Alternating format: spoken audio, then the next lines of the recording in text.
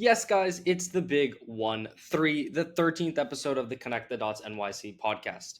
I'm your host, Vedant Vora, and I could not be more thrilled to keep this momentum going as we explore bold, creative, and community driven solutions to homelessness.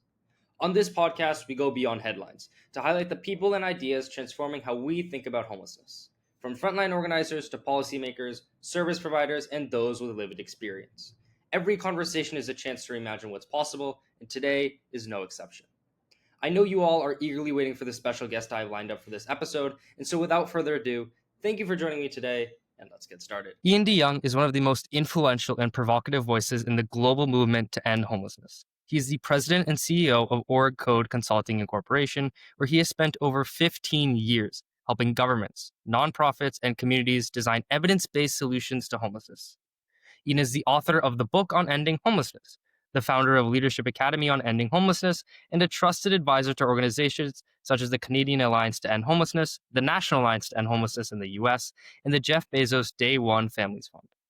Known for his refreshing candor, innovative thinking, and relentless focus on data over opinion, Ian challenges the way we think about homelessness and inspires service providers to aim higher.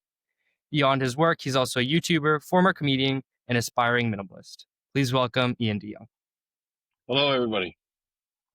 So I want to start with your background and the inspiration, that got you into this field. So you describe yourself as ruthlessly honest about ending homelessness. What first drew you to this work, and what keeps you motivated after all these years? I think what really drew me to this work, it starts with a bit of upbringing and exposure to issues in that way. But for me, it really started to galvanize in my undergraduate years in particular, and trying to manage figuring out my own housing situation, staying on people's floors, couches, that sort of thing. Well, at the same time, I got a job with the mental health hospital, essentially being asked to do community outreach to people who had been deinstitutionalized, most of whom were now homeless in the neighborhood where they had been deinstitutionalized from. And my goal at the time was, as stated in my job, was to try to develop relationships that would get people to come back to the hospital on an outpatient basis to take their medication. And it turned out that was a horrible idea, in large part because people had greater needs, like their survival. And when they were trying to figure out things like medication management on top of where am I going to sleep tonight, where am I going to eat, where am I going to use a restroom, where am I going to get clothing, etc., everything seemed to fall by the wayside in terms of their health. And so realizing from that opportunity some 30 odd years ago that if you don't start with stability of a place to live, engaging in things like long-term medication management or connection to a health team, or looking at employment opportunities or volunteering opportunities or meaningful activities, a way to spend a day, was next to impossible because people were so focused on survival. And so that was kind of the early foray into the work professionally, but not with sufficient training, certainly flying by the seat of my pants, making it up as I go along. There was no guidebook that existed at the time about how to do the work. And so that's what really kind of drew me first into engaging with people who are houseless. And then progressing through my graduate school years and having done some community development work and really starting to focus more on policy. And the policy interest I originally had was affordable housing. But what I quickly realized is that while there was an appetite to do some affordable housing development in the community where I worked, it was never for quote unquote those people. So for example, they'd say we want to do affordable housing development for families, and I was doing policy work for homeless services in the city and saying, well, there's lots of families that are living in motels and shelters. They would be great candidates for this housing development. And I would hear things like, yeah, not those families. Or they want to do affordable housing development for seniors. And I was like, I've looked at the data. We have no shortage of candidates who are homeless and seniors and would greatly benefit from housing. And it was, well, not those seniors. And so I really realized quickly on in this environment, they're seen as a deserving and undeserving poor. That is directly related to the kind of the charity mindset of how we use investments of this kind of scope. And that we needed to think differently if we're going to get different results. And that's what kind of championed me towards, we really got to focus on homelessness. We've got to focus on demystifying homelessness, address stigmas related to homelessness, and perhaps most importantly, engage with people experiencing homelessness to understand their barriers and realities in navigating our systems, and then figure out how best can we help people achieve the outcome that they want. And like you mentioned, you talk a lot about how evidence is what's most important over charity. Having these families and these seniors who really need these houses, and we have them and we have the evidence to support it rather than just sort of, charity donations. And so what moment or experience convinced you that communities need to radically shift how they approach homelessness? So I think for decades and even continuing now to some degree, there's a strong emphasis on the efforts that service providers put in as opposed to the outcomes that service providers achieve. What I really mean by that is when we have a charity mindset, we think that we know what's best for the recipient of our service. And if they would just comply with our worldview of their problem, everything would be okay. An evidence-based approach says I need to actually understand the person, their needs, and their desires, and then match the right approach to where they want to go. And so for me, charity versus evidence-based starts with who's at the center of our conversations. In a charity approach, it's usually the giver. Now, that's not always done on a conscious level, but how would I design a charitable program? What are the things that I would do to give to people or the services I would provide to people? Whereas evidence starts with I talk to the actual person impacted by the experience and I ask them what they need and look at are there evidence-based practices that have been evaluated, hopefully within control group studies, that say actually this approach A will get better results than this approach B. And so let's put more of our emphasis on A. And that evidence-based approach has really been met with, I think, resistance in some circles.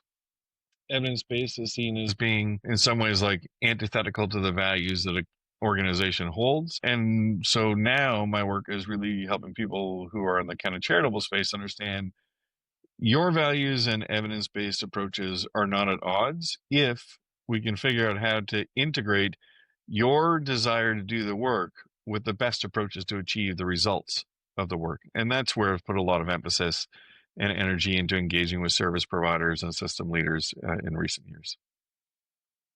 And I completely agree. The results of the work is what really matters, and that's what creates the evidence that we're trying to rely upon for future growth and future policy change.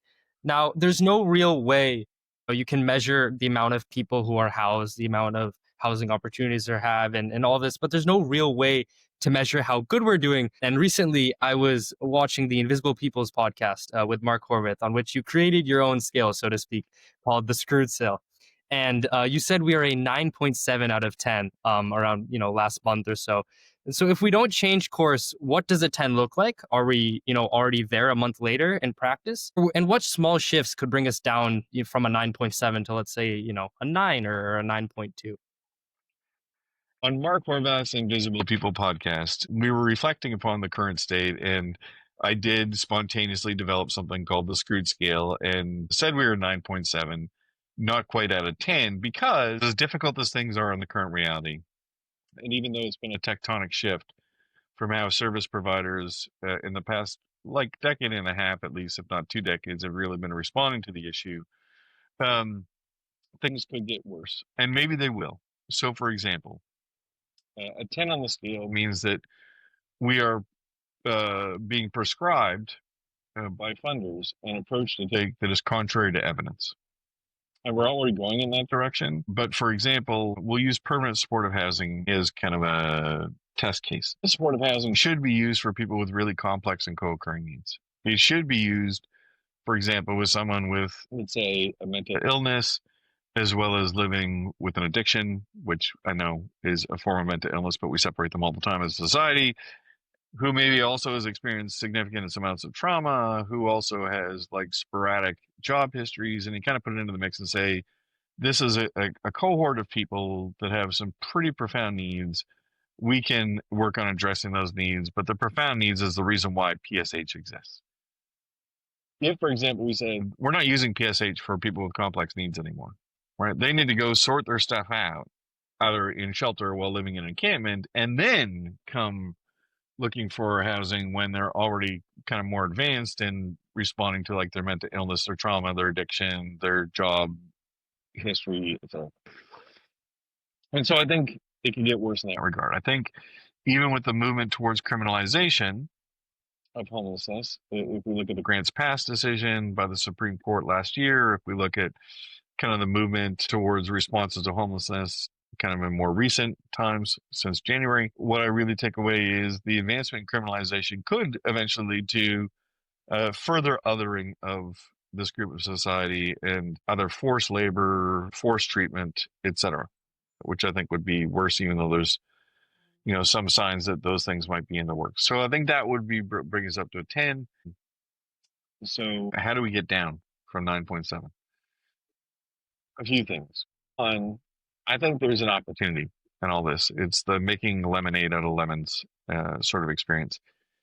And the first opportunity for me is to reflect upon the critiques that are being made about the work in the sector, from frontline staff to executive leadership, from policy through to funding investments, and really saying, is there any merit to any of the critiques? So, for example, one that I take away is um, a community is often judged by its worst homeless service provider, not its best. And if you read through a whole bunch of commentary in communities where people are upset up to like apoplectic about homelessness, you often read sentiments about a particular provider and how bad they are, right? And so there's a kind of this tainting. How do we restructure a narrative towards our most successful service providers, not let media and others kind of gravitate towards the least successful service provider? Or we as a society generally don't understand the nuances within responding to people who are unsheltered. So another example might be we can get this down if we can help the broader public understand the homelessness system is not the mental health system. We are reliant very much upon partners in the space of engaging with people living with mental illness, but there's not a lot of mental health practitioners specifically in the space of homelessness response. And we don't have powers to apprehend people or forcibly detain people as outreach workers. We rely upon the likes of law enforcement and mental health professionals to become engaged in that process. And so when they see someone that they suspect is homeless, when the society sees someone that they suspect is not only homeless but experiencing compromised mental wellness, and they see outreach workers or shelters and say, but I see the same person over and over again. They say the homeless system has failed. When really the homeless system is going above and beyond what they're actually funded to do and mandated to do. It's other systems that have failed, but we're painting the homeless system with the same brush of failure. And so I think there's an educational component to be done in that realm. Another way that we can bring down that energy is I think we can do a better job of developing what we call community liaison committees. So we do have shelter providers or street outreach providers or supportive housing providers. We actually have a structured process for engaging on an ongoing basis with business, house residents, people who are employed in the area to have an ongoing feedback loop. And I think for service providers, especially the likes of shelters and supportive housing, they don't always know what goes on in the laneways and parks and blocks around their facility, which is where a lot of the complaints and pushback come from the house community, the working community, the business community. But at the same time, those constituencies don't understand what happens inside the walls of the shelter or supportive housing. How do we increase our understanding, increase our awareness, increase our connectivity of understanding issues on the outside with what happens on the inside and have rapid dialogue that is meaningful to move forward in that. I think that can bring us down from 9.7 as well. And then the last thing I would say and bring us down is we have to stop focusing on what I'll call the sample sizes of one success stories, which is what service providers do a lot. Government does it to some degree. We'd like you to meet this family, this couple, this individual. This is how woeful their life was. They met us. Now everything is awesome. And I think we need to push back against these kind of outlier narratives and really tell the truth of what's happening with whether we want to say the average person, whatever that means, or even looking at results across, medians as well as means in terms of our success rates, who we're serving, how we're working, etc. So move away from telling the story of just a person, a soundbite, to the work of the system and an entire population. Yeah, and obviously the main goal is to make that outlier the common median, make that success story not one of one person, but one of the whole unhoused community. And that's obviously the eventual goal and desire of this movement. And you've played a major role in that. I mean, you obviously created Org Code Consulting. And so What inspired you to create it, and how do you decide what communities and projects to take on? So, and love the question because it comes up a lot in terms of org code and what it does.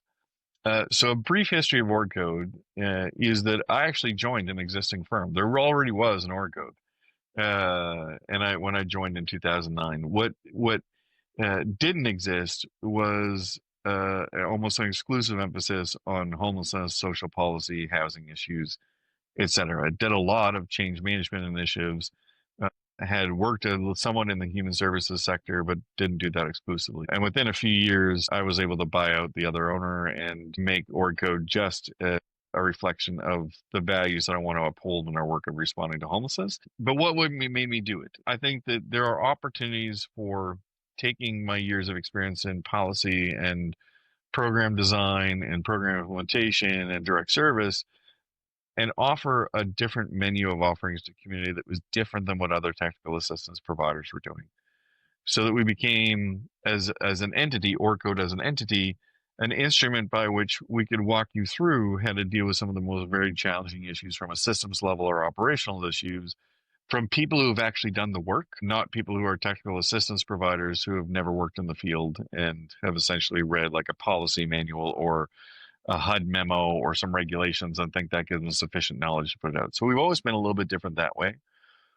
The other thing that distinguishes us is OrCode, we refer to ourselves as a band of merry misfits. We are all outliers. We are all people that didn't necessarily always fit in the other places we work. So whether that's, being the person that sticks out, the most non-bureaucratic person in a bureaucracy, we've got a couple of those. We've got the strong woman leader who is willing to stand up in a white male dominated culture and position things differently and being pushed out the door for essentially having that sort of, who knows, moxie to actually challenge the paradigm of power. So that's kind of part of our identity. But being misfits means, and not being technical assistance providers by any government necessarily, is we have the flexibility to focus on uh, the how you do it and what actually works, not what you're told to do, even if it doesn't work, or what you're told to do without the instruction playbook. So we naturally gravitate towards complex situations. We blend all of our operational experience, some people with lived experience of houselessness, some people with experience of addictions, some people with experience of working in various settings from government. We blend it all together and we say, this is what we have to offer as an entity. And it's a pretty unique motley crew of people that I'm really privileged to work with. And they keep me on my toes, but in particular, keep me on my toes in the space of innovation. If you're going to continue to try to be different than the status quo, you've got to continue to innovate. And obviously, org code consulting has been hugely successful. And then, so I asked you, could you share an example of a community that embraced evidence based practices and saw transformative results? Yeah, I mean, there's so many great ones that have done that or continue to do that or continue to evolve in the space of adopting because a change management initiative to really get all evidence-based practices infused as a system, not just as an individual service provider. One community that I really love this shine a spotlight on, they'll start on the smaller side of things for like, rural or small town listeners of your podcast, is a place called St. Thomas, Ontario, Canada. So a community with an elevated amount of unsheltered homelessness, not enough shelter space, not an orientation towards supportive housing and solutions, really just trying to manage the problem. They have transformed their entire system over the years to see exceptional reductions in homelessness because everything is aligning.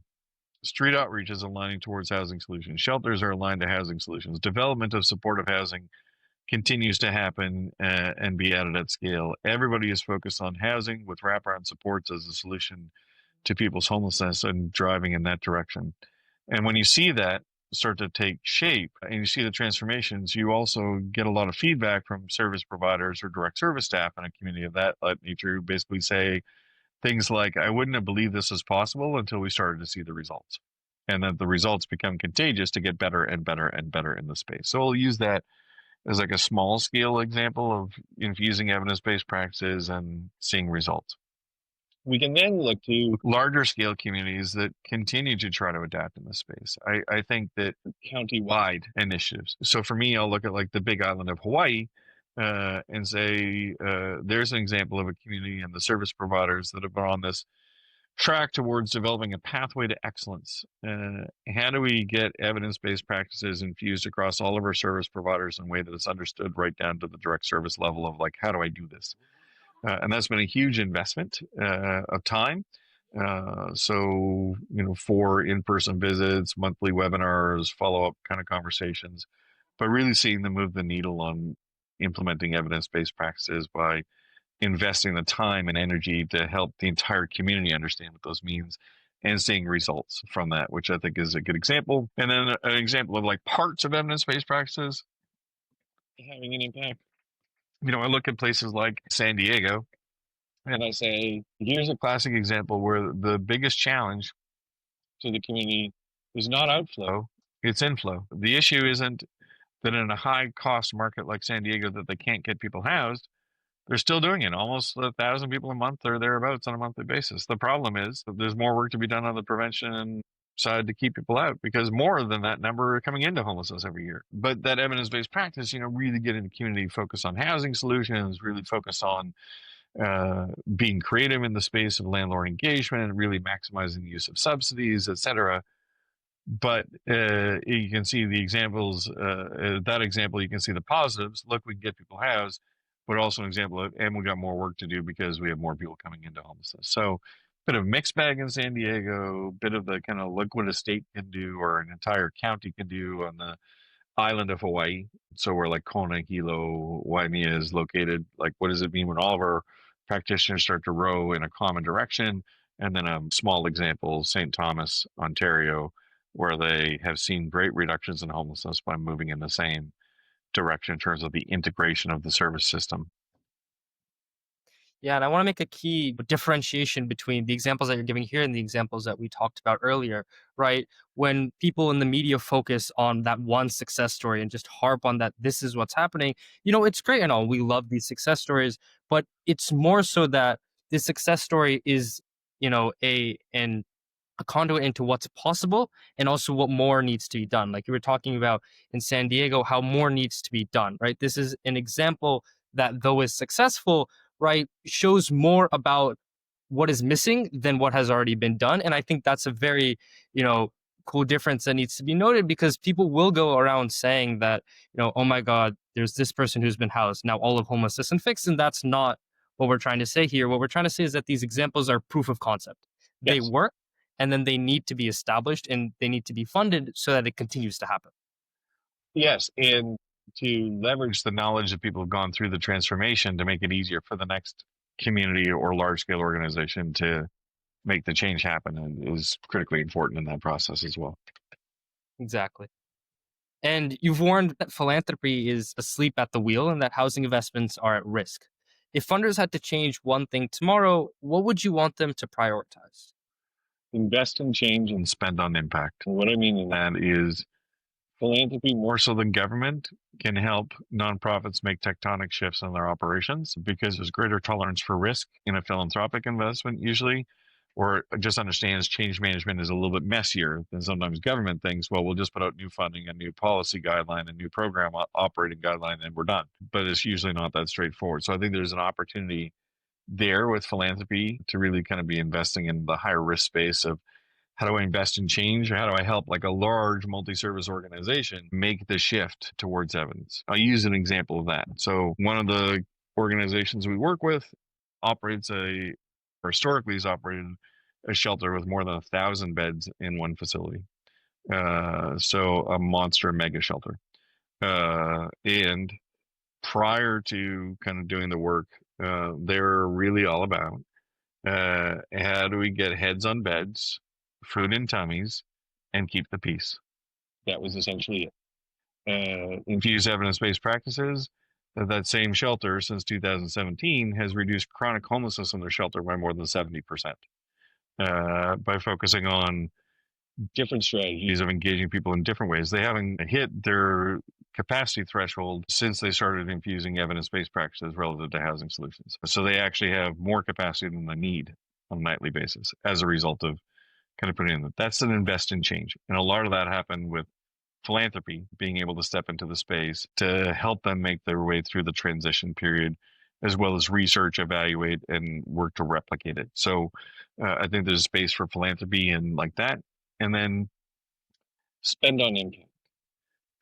I think philanthropy can do a really great job of looking at pressure points in community and having more targeted investment, where the philanthropic dollars are essentially being used to maximize outcomes as opposed to maximize efforts. So, for example, philanthropic investment could say things like, yes, knowing how many people you sheltered will always be important, but more important is, of all the people you sheltered, how many exited homelessness and haven't come back to your shelter? Or philanthropy could say, providing survival supplies and doing street outreach is important. We don't want people to freeze or die on our streets. But knowing the number of contacts you made is not as important as knowing, of all the contacts you made, how many people actually progressed towards safer alternatives to including housing while living outside. And so reframing philanthropy, invest in change, work through the messiness, spend on impact, spend on knowing what results you want to get, and that effort is not a result. Effort is proof that work is happening to achieve the result. And I think that we, as a society generally, not just in the homelessness field, have certainly got to a place where we confuse being busy with being effective. And so when you're busy, but you're not focused on effectiveness, you have a crisis bias, right? It's like, what's the fire that's burning out right now that I have to put down? If you actually are focused on change and impact, you're saying, I actually have a strategic bias. I can deal with the crises, but the crises don't consume me. What consumes me is, how do we get better as a housing focused entity next week, next month, next year? How do we get better at wraparound supports next week, next month, next year? How do we get better at our landlord relationships next week, next month, next year? So that kind of continuous improvement approach. And if there's been any common theme throughout this podcast, it's that the focus needs to be on impact, needs to be on how effective you are as an organization, as a person, and in what you're doing. I recently interviewed Dr. Sam Simbaris, who created the Housing First Institute, and he was able to boast an 80% housing success rate through evidence. And now that's another organization that's been able to make huge leaps and bounds in terms of impact as it comes to housing, because it's grounded on something factual, not on something opinionated. And I really want to get into this philosophy and approach, and also your philosophy in general on homelessness. And so you've been a strong critic of systems that unintentionally keep people stuck in homelessness. A lot of times, and in previous episodes, what we've been talking about is that though we try to make change, the change may be in the wrong places sometimes. And we keep this cyclical version of homelessness that just keeps the same people in, and sometimes sucks even more people in, and just keeps them there throughout their lives, really. And so what do you see as the most common mistakes that communities are making, and how can we go about fixing that? So a few things I think that we've got to do if we want to get different results at a system level. One is, we really have to look at prevention and diversion. We have to look at it from an investment perspective. We have to look at it from a skills perspective. We have to look at it from like a geographic implementation perspective, as well as virtual engagement perspective. Like, we really need to think through, how do we know when people are at risk of losing their housing? How do we know that people have just lost their housing? And how do people who have just had that experience know where to go and what to do? And I think that we could have a lot more success if we had rapid intervention at the front end, as well as some of the preventative pieces, and not just focusing on eviction prevention, as we might have done historically, but really looking at housing loss prevention. So, for example, I was living on my brother's couch. My brother and I have an argument, but it was safe for me to be at my brother's before that. And it's just an argument. It's not like there's been violence or anything, but it was, my brother said I had to leave and I left. Well, maybe there's a chance for some sort of remediation in that process of the relationship.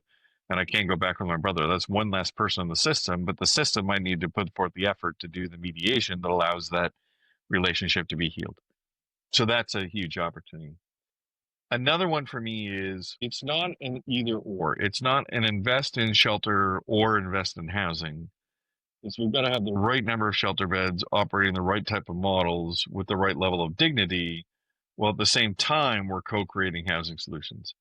And I think the more that we keep housing creation separate and apart from the reality of the homelessness response system, that those entities are different. We have to see housing departments over here, homelessness response way over here. We don't get integration, so a fair number of units that get developed in some communities relative to housing are actually not the right type of unit to meet the needs of the people that we're trying to get out of homelessness. It's like the left hand didn't know what the right hand was doing. I think we need a lot of improvement in that area. I'd also say, from a system perspective, the funders, monitors, kind of system leadership perspective has to have a strong eye towards accountability of outcomes. And just going back to, you received X dollars to deliver Y services. What results did you get? Not, look at all the great things you tried to do. Not, wow, really love your website. That's gorgeous. Those success stories are impactful. It's like, let's look at the big picture. And I think that's got to be a huge part of our work. And then we'll go back to the charity versus evidence piece. Too many service providers that I've encountered, and this would be true of anywhere I've done work in the world, never actually received the training for the complexity of the population that they're serving and the dysfunction of the systems within which we're operating. So a lot of staff are flying by the seat of their pants, and they develop their own processes and workflows because there isn't a structured system-wide approach to doing it. And I think we're going to get much further ahead if we actually understand what systems are and how they work, the interconnectivity, and then develop system-level processes where funders and service providers and people with lived and living experience can co-create that together, as opposed to having an approach which is just kind of top down or heavy-handed in terms of its approach. So I really think, as a philosophy, we would be much better off if we can get strong, orientation towards accountability and results.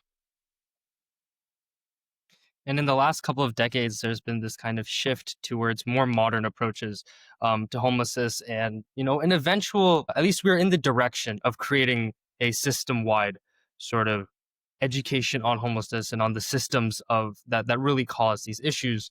But the traditional way of thinking is still very prevalent. If you go about, even in New York City, if you ask anyone about homelessness, the first words that are going to come up to their mouth are, people staying in shelter. That's really the very limited view of people outside this space and of what they have on homelessness. And so in your book that you wrote, you challenged this traditional thinking. And so if listeners took away only one idea from your philosophy, what should it be? The solution to homelessness is housing with support. I really, really, really believe that the only known cure to homelessness is housing with supports. And yet, for many people who are not immersed in the work, they still think that the cure to homelessness is substance use recovery, improved income generation, treatment for mental health, going through some sort of psychosocial program to develop life skills, employment skills, etc. All of that has a strong deficit orientation to it. Right? As opposed to looking at what people are capable of, it tries to focus on what they're incapable of or where they have barriers to achieving success. And we start to come at it from a place of, people are helpless and or people are ill and or people are a problem and or people need to be fixed, as opposed to people are people. One of the things that I like to throw out there to help, put some of this into perspective, kind of the core orientation of my book includes demystifying, a lot of what we think about homelessness so that we can respond better to homelessness. But today in America, there'll be about 60 million people living with a mental illness. Almost none of them are homeless. There'll be about 50 million Americans living with a substance use disorder. Almost none of them are homeless.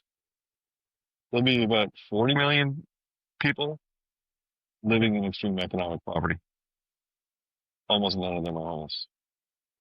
So if mental illness, addiction, and poverty are common, but homelessness is rare, the things that we think will actually solve homelessness have already been solved by many people who have those exact same conditions like mental health, addiction, and or poverty.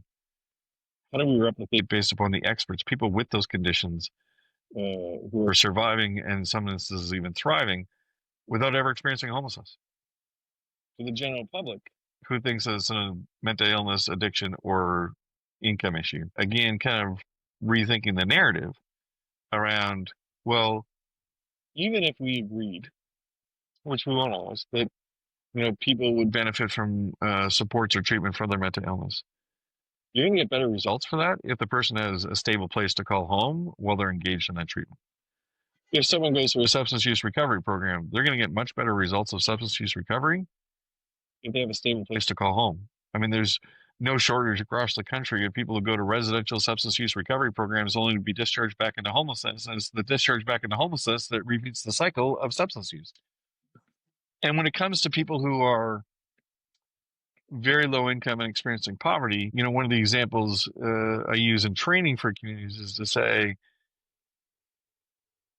the experts on finding low income housing in a community are people of very low income who never use your services. If you really want to understand how people in poverty find and secure and stabilize in housing, go to low income neighborhoods that don't have lots of government sponsored housing and go to that community center or the library, that bus stop, that grocery store, and ask people, how did you figure out your housing without me? Because I'm trying to help people who have some of the exact same conditions and qualities as you, and I can't find them a place to live. How do you do it and never need me? Right? There's an expertise that exists that we're not tapping into. It goes back to people with lived and living expertise are experts in the systems that impact them the most. If we don't listen to that voice, we will avoid impact. The thing I can say with certainty with 3 decades of work in this sector is to say that the work is much more transformative if we focus first on housing and then focus on what else needs to be responded to as determined by the person that we're supporting. But when we start from a position of we have all the answers and just subscribe to our model, then it becomes about compliance, not about the person. And so we need to generate and create our system flows and our policies and our programs that really focus on housing solutions and focus on what is the most fundamental need that's not being met. And that fundamental need that's not being met in many people's lives is a safe and appropriate place to dwell. And I now want to move into the media and the narrative, which is a bit of what you had discussed. And earlier on Mark's podcast, you critiqued the homelessness sector for recycling sound bites like housing is a human right. What's one example of a new, sharper message that could resonate across partisan lines and maybe create more support and drive more interest in this issue? So one of the ways that I respond to this is just by looking at like the headlines, right? Whether it's what someone has titled their Substack, or what someone has titled their podcast, what someone has, titled their policy document, just kind of get into that space. Headline, city park filled with tents, right? Well, that's the sort of thing we hear. Or city park unusable, filled with tents and needles, those sorts of things. They're reactionary, they're somewhat inflammatory, they're clickbait. But our message has been like, well, housing is a human right. People have no place to live, and what are we supposed to? We're doing the best we can, and those we become defensive, as opposed to saying something like, "A shortage of 1,200 supportive housing unit causes people to live in city parks." Sharper message, right? The issue is acknowledging there's people living in parks, but also giving you the solution at the same time. And if you actually can quantify what the actual need is. Can you imagine if we were in a society where we said, I'll use New York City as an example, given that's where you're at, and Manhattan specifically. Imagine we had a bunch of school-aged children every single day that weren't in school. One way of positioning it would be response to high rates of delinquency and people in Manhattan who are truant, right? In which case it sounds like, oh my God, the school student body has just like lost their marbles and is not complying with the education system. But imagine if the case was not that children were voluntarily doing that, but that Manhattan is short 6,000 desks and classroom spaces for K through 12. That's a very different way of framing it. And so our new messaging really has to focus on the need that we have as a system, not just reacting to the negativity that is the perception of what we're not doing. Yeah, and it's very, very important, like you had mentioned, to front end the impact, front end the issue. Giving numbers is what is quantifiable. Using random words and adjectives are subjective to people's interpretation. But if you say a number like 12,000 or 6,000, this is how many homes are how many people need to be housed, or this is how many tents are in the city park. That's what gives it actual value. Whereas, words, not to be harsh or anything, are fairly empty as it comes to just you're just saying things. And once you start to put numbers to it, then one starts to realize this is what's happening. Personally, when I first started to get interested in homelessness, just did a quick Google search because I didn't know a lot. And then I saw numbers like, over 150,000 people are sleeping on the streets or sleeping in shelters in New York City every night in 2024, right? These are numbers that drive empathy and drive the necessity for impact. And that's what, I think is really, really important when it comes to media and narrative in the homelessness sector. Agreed. And I want to shift, we focused a lot about the narrative, and this is fairly limited as it comes to, what are we doing in the United States? But you obviously have global experience. You've worked in Canada, obviously the US, Australia. What similarities and differences stand out to you in how these countries address homelessness? So I think what's fascinating to me is that back to housing as a solution to homelessness, all three countries are or have tried to position itself towards housing solutions. So, for example, if we look at Australia, they have something they call Advance to Zero, which is working with predominantly the major urban centers throughout the country, from Perth to Brisbane, and really focused on how do we have a common approach towards getting people housed and keeping people housed. And that's with a slightly different approach to government invested in housing. There's no national policy on homelessness that is well defined and accepted in Australia. So, it's kind of like in the absence of a policy vacuum, we're focusing on creating advocacy towards aligning towards solutions that are housing oriented. Canada, the federal directive is something called Reaching Home, which is a federal investment in homelessness, but that's usually a very small percentage compared to what a province or territory puts in, and sometimes right down to the local municipality is putting in to their response to people who are houseless. So in that way, the policies throughout the country can look very different at the provincial or territorial level, which means that the response that they take in Vancouver can look very different than what they're doing in Toronto. That'll look very different than what's happening in Montreal. That'll look different than Edmonton. That'll look different than Halifax, etc. So we kind of go, throughout the country, and we just say all of those are going to be different. And when we get to the far north, which people don't necessarily know, it might be interesting for your listeners. Per capita, the northernmost Arctic regions of Canada have the highest rates of homelessness. So for anybody who thinks that homelessness is just a fair weather phenomenon, I would challenge you to go to a Iqaluit or Whitehorse or Yellowknife in winter or some other far-flung place outside of those centers and survive in harsh winter conditions, continuing to focus on housing solutions when they don't have tons of housing stock, nor do they have a large building time frame every single year where the ground is capable of being built in. So you see those kind of variations. In the United States, I don't want to sound like critical to the point of being hopeless, but I don't know exactly what the policy direction in the United States is now. So when you ask like what's similarities and differences relative to the countries, I don't know if people even operating know exactly what's happening. Certainly COC leadership or continuum of care leadership, the bodies that kind of do the local planning on homelessness response, are trying to read tea leaves, but they don't have a strong sense of what is going to be in the next notice of funding opportunities. The continuum of care builds program is going through its third iteration right now. People applying for a third time with different criteria for the same funding. Against the backdrop of criminalization of homelessness, against the backdrop of what appears to be more kind of forced treatment approaches towards an approach that wants to reward communities for quote unquote getting tough on homelessness, and in particular encampments.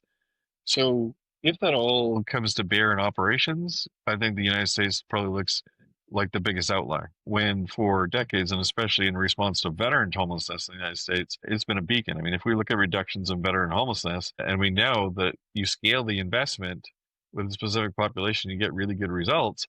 That should be the sort of thing we're replicating, not the sort of thing that was being torn down right now. And you noted on Invisible People that harm reduction is being rolled back in both the US and Canada. And I think the US is obviously the most prime example of it. And if governments abandon harm reduction, what's the most immediate human consequence you expect? And are we already seeing that human consequence in our news channels and on our TVs? So I think the retraction away from harm reduction will result in a different public health crisis. So we'll see higher rates of like HIV transmission. We'll see higher rates of HEP transmission. We'll see even lower life expectancy of people experiencing homelessness. We'll see greater impacts on emergency rooms and first responders. So those are all things that will happen if it's rolled back. The other thing that'll happen, and I'll use Canada as an example, where they've rolled back some of the safer consumption sites in communities over the past year. Well, now those communities are up in arms because before they used to be upset that people were coming to use drugs in a supervised way in their neighborhood. Now they're upset that people are just using drugs everywhere in their neighborhood, right? So they thought getting rid of the safer consumption site would stop the drug use. It doesn't work that way, right? So you see the impacts of that. And I think the response to people's use of substances has changed quite a bit with the change in substances and the toxicity of the substances. I think, when I started in this work, it was predominantly alcohol and crack cocaine use that were the major substances. Now, when we look at fentanyl, methamphetamine, xylazine as like the few big ones that are commonly used, and the behavioral impacts of that, there's probably a greater need for harm reduction than we've ever seen in terms of the devastating impacts of the substances. My fear is that without harm reduction, people will become more desperate, people will become less well, and that will have an even broader negative impact on community than the provision of harm reduction education and equipment itself. Would you say that, obviously currently it's being rolled back, and we still have hope as we are fighting against the rolling back of harm reduction. But if we abandon harm reduction, do you believe that would constitute, the quote unquote 10 out of 10 on the screwed scale?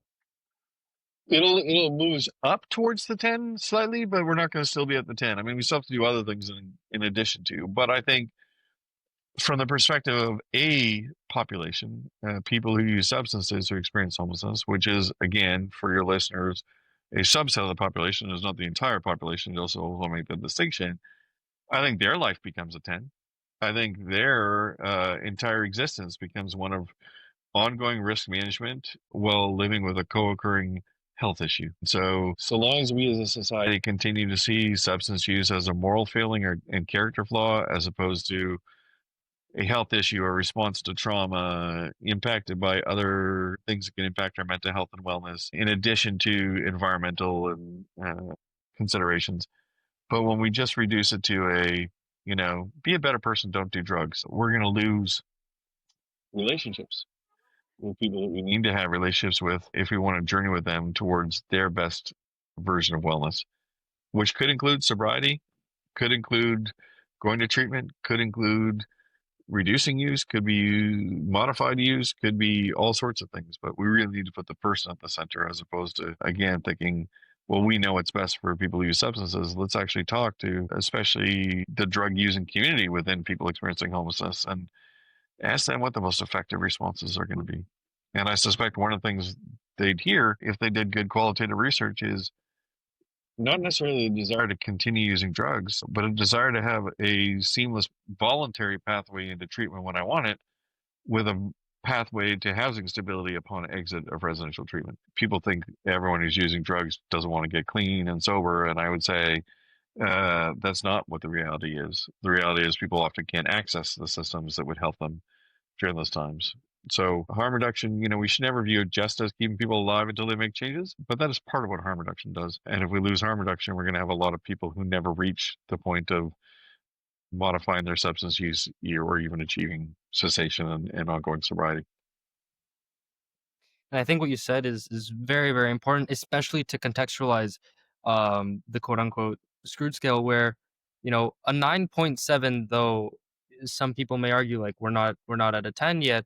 Um, you know, with the abandonment of harm reduction, we still wouldn't be at a complete 10, right? Being at a 9.7 is the farthest away of being proud of anything that we could possibly be, right? The necessity to reduce that value, even though it's, a fairly abstract thing, is so necessary because of not because of the fact that it's a high number, but because of the fact that it has been constantly increasing, right? Over the, couple of episodes that you were on Invisible People, that number increased out of 10, right? We went from a lower number to 9.7, and we are continuing in that upward direction. Whereas something that may cause or may result in a little bit more hope and optimism is if we are reducing that number, which is what we're definitely seeing a concerted effort from the homelessness community in an attempt to do that. I will make one point though, which is that a lot of this podcast has been, not pessimistic, but it has covered the very dark sides of homelessness. And I think that is very, very necessary, where it's not, roses at all. Like it's a very serious issue that needs to be taken at a very serious and at face value. Although there are optimistic parts to it, the things that are being developed, the organizations that are being developed, or Code Consulting, Housing First Institute, these interviews that we are doing, it is all to get the word out. It is all to spread awareness, because, when it really comes to it, we're relying on humanity, relying on human faith and human dignity and human empathy. And by spreading the voice and by making new solutions, that's what we're tapping into. And so there's definitely an optimistic side of this. And I would ask you, what leaves you with the most sort of optimistic view on this, even though we're in a fairly dark time? Few things make me optimistic, or at least hopeful, if those aren't synonyms.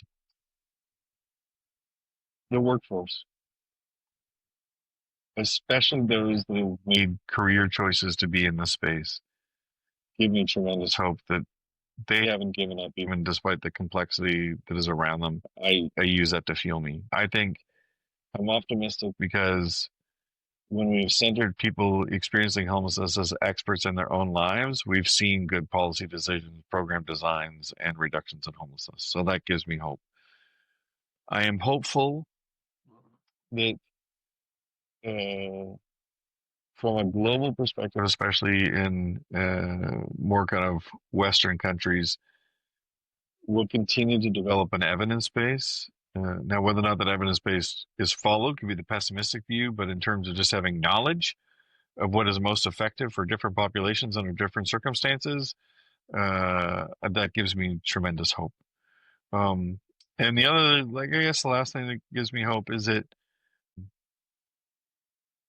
as guys like me in the mid 50s start to think about how much runway do we have left in our career, the more that I kind of see where there's energy like technology solutions, entrepreneurship, rethinking program design models, interrelated system design work, human-centered design work, participatory planning processes, give me hope. Give me hope that the next evolution of thinkers will be able to pick up on the good stuff we've done, dismiss the bad stuff we've done, and chart a pathway forward that truly makes chronic homelessness rare, brief, and non-recurring.